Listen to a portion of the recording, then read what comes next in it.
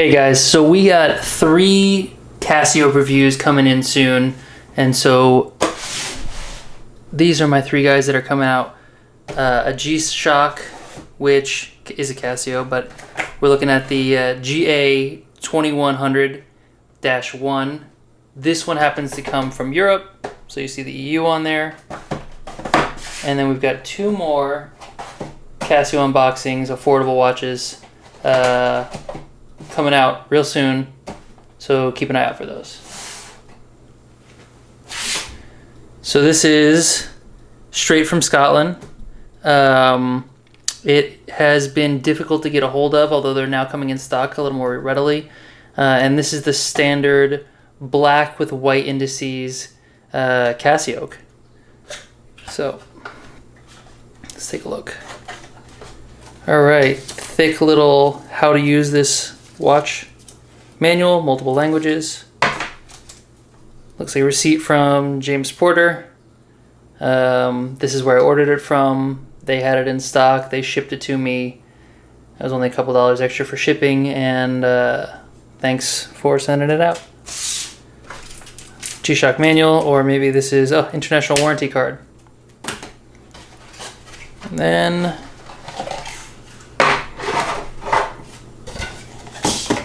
there's our metal tin. So it's nice. Packaging is a little nicer than you would normally get with a regular Casio. It is a little more expensive than the normal Casio because it's a G-Shock. And right on the outside there you can see 20 bar water resistance.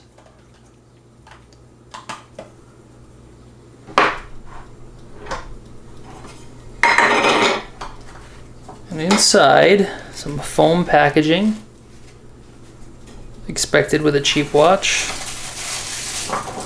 And there we have under some plastic wrap our CasiOak. Now the one that most people are interested in is in the all blacked out one. They have some that have purple bezel on them. They have some that have a camo bezel. They've got an all yellow one that's come out.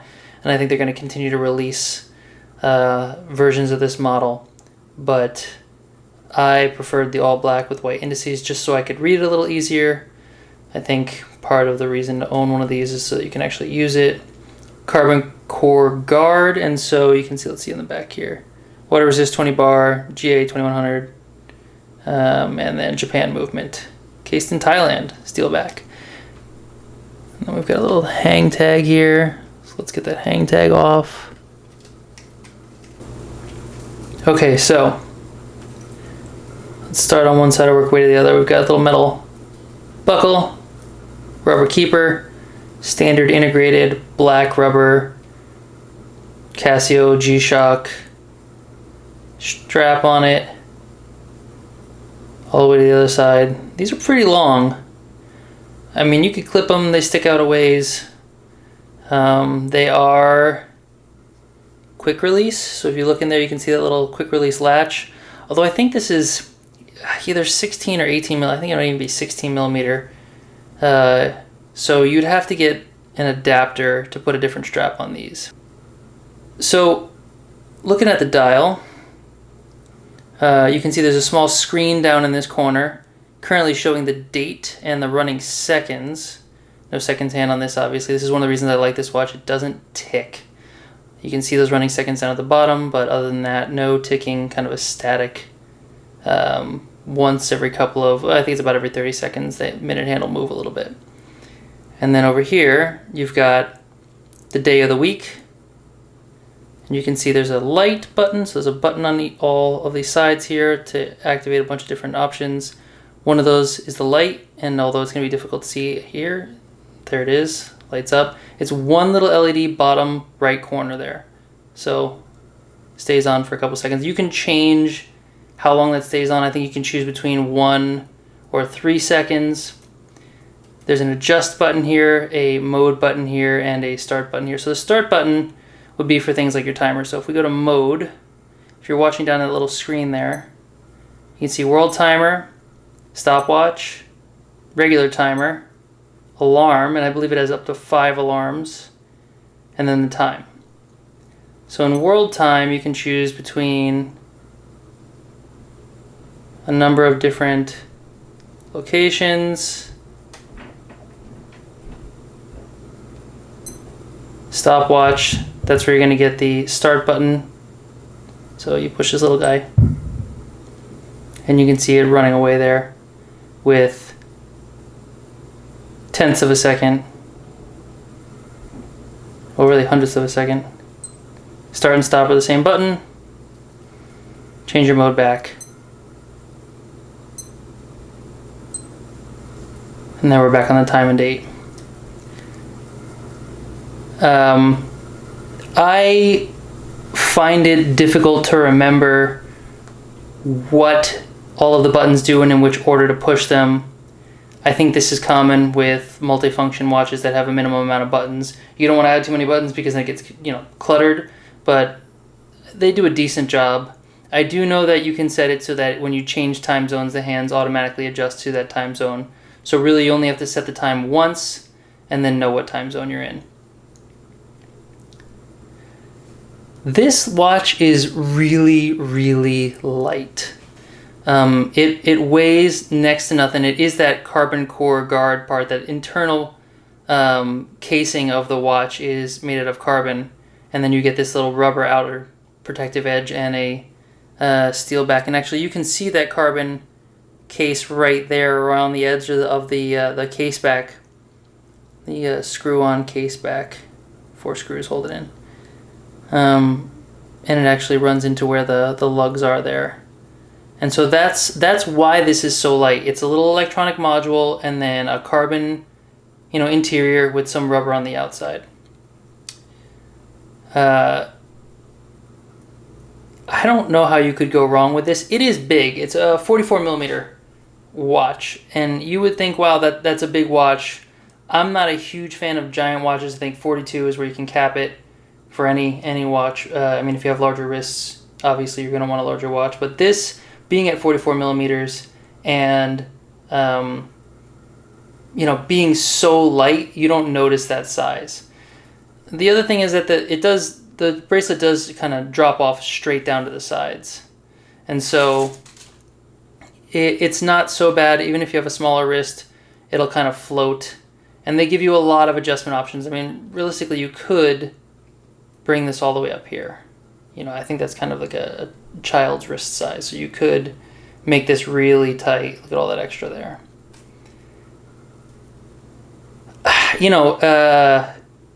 It's hard to knock this watch. I mean, besides the obvious allusion to it looking like a Royal Oak, given the octagonal case shape, this isn't the only watch that has that. There's a number of brands that put out that case shape, but I think it's hard to hate on.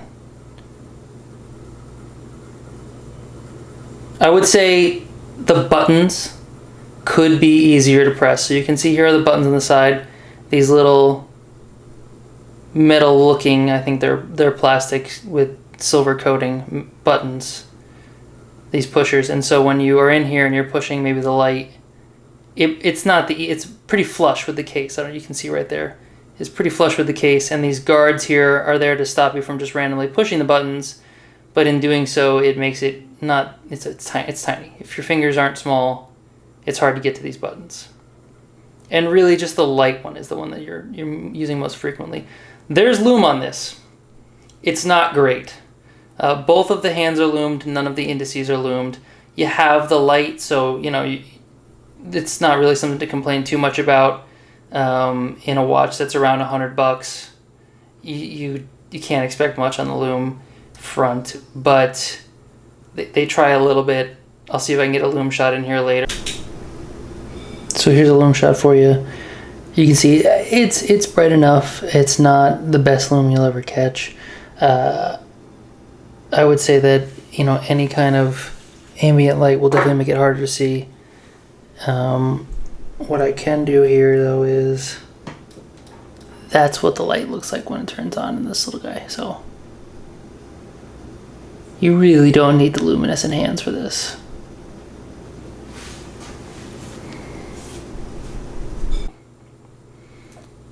Something else, like I was saying earlier, these lugs are these integrated, there's an integrated bracelet, and the lug width is, I think, around 16 mil. It's tiny, it's useless for almost everything that isn't specifically made for G-Shock. Now, that being said, there are companies out there that make adapters. One of them is J's and K's.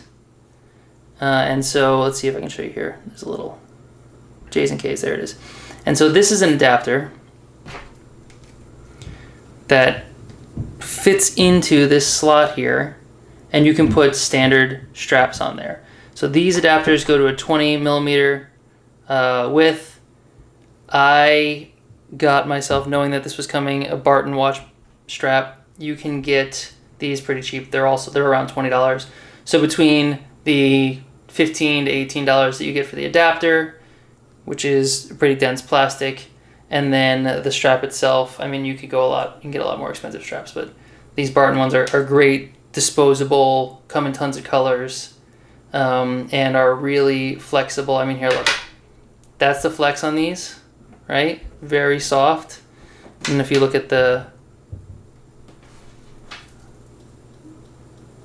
same amount of pressure there. So this is going to be a much more comfortable fit.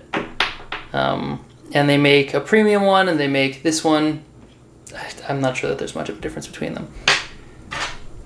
And if you have a smaller wrist, I don't have a huge wrist, so if you have a smaller wrist, that's great. Comes with 2 different sizes, and so you can get the larger strap on there if you'd like. They are quick release as well, although you still need to put the J's and K's adapter on there, but these are quick release on all of them, which makes it kind of it turns your integrated bracelet CasiOak, or really a number of G-Shocks, the 5600 as well, into, I mean, a strap monster. You can kind of put whatever you want on there at 20 millimeters. There's a wealth of straps out there.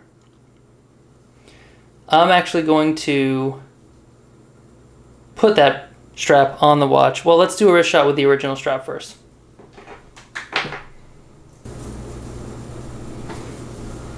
So there's the stock strap.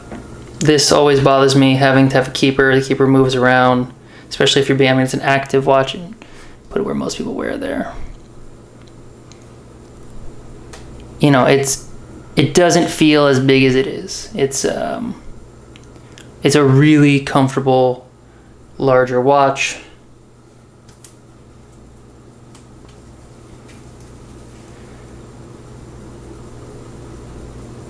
Let's put those other straps on there.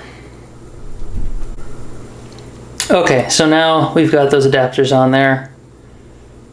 You can see it does make it a lot more flexible. It'll just hang straight down like that. They also articulate a little bit, which makes it even more comfortable. See that articulation on both sides, and it'll come down pretty tight.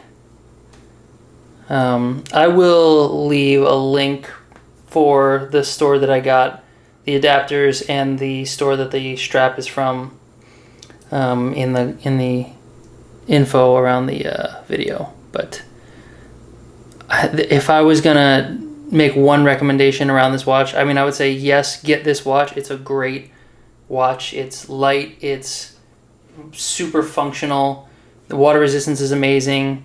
For me, the lack of a ticking seconds hand is amazing.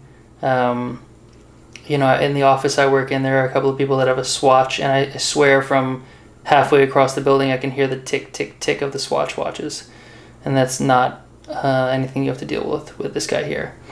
But I mean, here we'll do a wrist shot on the new strap.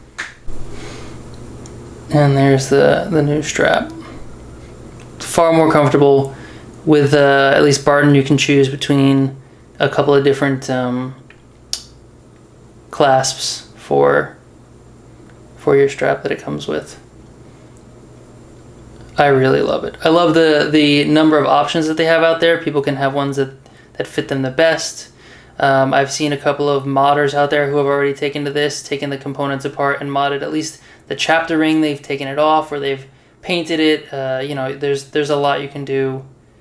Especially with G-Shocks, there's a bunch of people out there that will take these and put metal cases on them rather than paying the astronomical rate that G-Shock charges for these metal watches. Yeah, go for it. You can definitely find these all over the place now. You might even find them on Amazon. I know that Zoomies carries them.